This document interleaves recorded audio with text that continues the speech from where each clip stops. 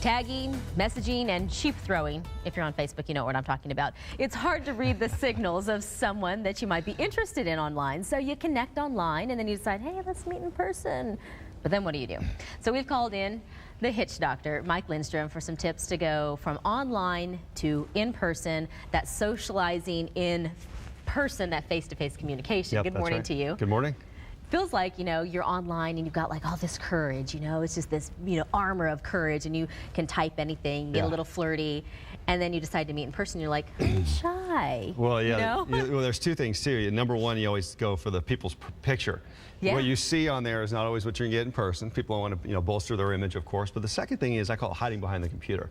You can sit there and come across certain ways on the computer, but when you get face to face, the whole nature of just having a conversation with somebody, it's just been diminished. And that's why I do what I do as the hitch doctor, getting people out there, get from behind the text messages, get out from online, the Facebook, the poking, all the things you're talking about. The sheep throwing. And just talk to people and engage people. Yeah, I mean, the sheep throwing, that's a whole nother topic. But let me ask you this, because truly this is the way that I would say a good number of couples are hooking up is online. Absolutely, absolutely. And then you know, what if you kind of have a personality about you through your written word, maybe humor, maybe you know, romanticism, but then you get in person and maybe that's not as easy for you to verbally communicate. Yeah. So there's kind of like that, wait a second, where's the guy that I fell in love with or like totally was into online, or vice versa? Right. Where's that poet that you read about, you know, when you're getting all this? What do you do with that when you get there? And one of the biggest things I think people need to do is help themselves is get into conversation situations. And that, what I encourage people to do is go to groups, be around your friends, and start encouraging just regular everyday conversation with where you're comfortable. That's with your friends, with groups that you have your comfort zone.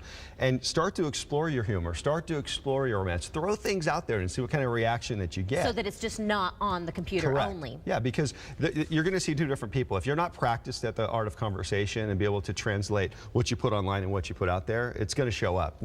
Especially as a guy, we spot it. If we see you come across a certain way behind your Facebook page and on your picture, and then we see you in person, we immediately kind of put our guard up and go, wait a minute, why are you more comfortable there? I want a person that I can interact with face to face, because that's where you get the real connection with people. Tell me a little bit more about insight into a guy's mind with this whole online meeting thing, and then you go into person and meet. So like, what are you thinking when you go into that situation? The first thing is the picture, because men are very visual. We want to know right up front, is the gal going to look like what she puts herself out to be? So we do a disservice to ourselves if we get like our headshot or like the best picture we've ever taken in our whole life. 1,000%, 1,000%. I would say embrace who you are.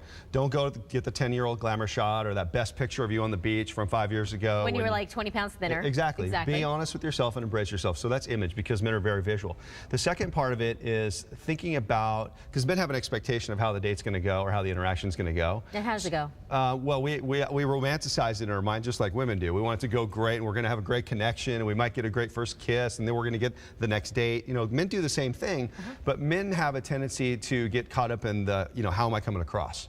They're looking at am I looking okay? Am I showing up okay? So men aren't really present a lot in dates. They're actually just trying to look good. Whereas the gal is really asking good questions. She's really engaging. She's got her checklist in her head. Right. You know, is he a smoker? Is he not a smoker? Is he a drinker? Is he not a drinker? What's he think about kids? Guys don't really have a lot of those checklists, because we're really caught up in the feeling of how's this going? How hot are you? How hot are you? Checking you out and get a vibe, if you will. So I think the more that when men and women can interact with each other and just throw all that stuff aside and let's just chat. And I think when you start off a date like that, and you bring it to the forefront of the date, I'm a big fan of that. Just say, hey, you know what? I know this is uncomfortable. It's called dating. Let's just put all that aside. Let's just be comfortable, and let's just talk about each other. You know, and we had talked before about relationships, and I thought there were some universal things in communication that whether you're just starting out or whether you've been married 20 years are applicable. And a lot of times you can look around, you can tell a couple that's only been dating a little while because they're going to talk.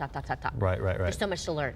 And then you look at the couple, you can tell they're comfortable around each other. They don't have the awkward thing, but they don't have anything to talk about. So what are some things that can kind of enhance our communication skills regardless of where we are in our relationship? I'll tell you, some people think this is kind of silly, but I make my clients do this. You've got a journal and a pen is the best gift. Write stuff down in your free time. Look at it and practice it, and I call these conversation pieces. Find the most common things that you like to talk about. I call them your comfort zone topics. And then the second thing I like to have people write down and start thinking about are the things that make people feel kind of uncomfortable. But give me an example of one. Yeah, for example, people love hypotheticals. And this is a great hypothetical. You ask a married couple, so if you were given $500,000, you had to cheat on your spouse, no one would ever know, and it would be totally safe, would you do it? See, people are going to think about that. These are called mind engagers. Yeah, I think that was called a movie, Indecent Proposal. Well, yeah, that's it was true actually too. $1 million. But you hear these hypotheticals a lot. So when you can come up with these fun hypotheticals, it takes away the edge of the nervousness of how people are trying to interact, because you're talking in the hypothetical world, but you're still getting to learn about the person at the same time. I like that idea, just coming up with some crazy questions. I love it. You know, You gotta write beyond them down, what though. would you do if you win $1 million kind of thing. That's right. But if you're sitting there on a date trying to come up with questions, that's when you're in that awkward date going, okay, where am I going with this next? Okay, Right. this is awkward. So, you know, who's texting me? Maybe I can bail out on this date. You know, you're not present with the person. Good point with the texting, though, because it has become so part of relationships, Right. whether they're budding relationships, kind of existing, like we talked about the chapters of love. That's right. Or married for a long time.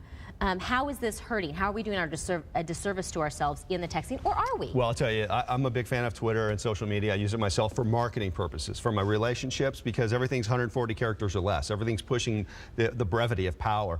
But just picking up the phone, instead of texting your significant other and saying, I love you or I miss you, pick up the phone. Call the person and say, you know what, honey, I really miss you. I'm looking forward to Friday night's date. So get out of the, if you catch yourself in the moment, I'm going to text, I'm going to email, say, oh, you know what, I'm going to pick up the phone. Because that's one of the biggest transitions that people have forgotten about. They're stuck in that social media rut. Whether they're dating or if they're married? Both. It's so easy, though. Honey, I love you. XOXO, you know? Steffi, you're hiding behind it. You gotta put yourself out there. No, I'm multitasking is what I'm doing. I'm actually trying to work or hang out with my girlfriends and at the same time express my love. Yeah, I had a client the other night. She said she was on a date and the guy was sitting there texting, and the first question I said was, who's he texting? Because that's a natural question that anybody's going to be thinking about. What's so important right now? She didn't, but she should have. There's no way I couldn't have. She has to ask that question. Said, may I see the phone? Right. Is she hotter than me? Right. Is her conversation better? Right. Let me talk to her. Right, and that's the challenge that the social media has done, is it gives people something to hide behind, and it just takes the personal connection away. And that's what people want, is that intimacy through conversation, through physical touch, and be able to interact with somebody face to face. Great advice, great advice. And if you'd like to get a hold of the Hitch Doctor, or if you've missed any of these tips, don't worry, we put them online. He can work with you one-on-one on communication, on relationships, and really just kind of life skills in general. Look for that information under the Living tab.